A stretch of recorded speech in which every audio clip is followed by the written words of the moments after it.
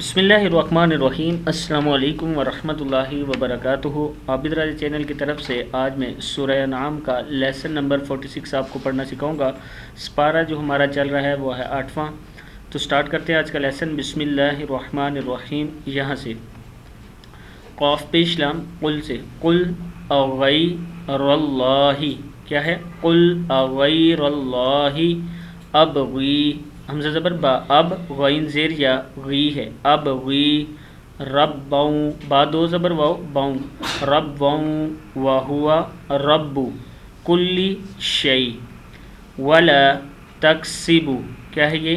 ولا تکسب، ولا تکسب کل نفس، نف سن دو زیر سن، نفس الا علیہا، آ لام زبر یا علی، علیہا، ولا تزر وازرۃ وزر اخرى، وازرۃ وزر اخرى، ثم الی ربکم مرجعکم، کیا ہے؟ مرجعکم، فینبئکم، فینبئکم بما کنتم فیہ تختلفون۔ آگے ہے وَهُوَ الَّذِي جَعَلَكُمْ خَلَائِفَ الْأَرْضِ، خَلَائِفَ الْأَرْضِ، وَرَفَعَ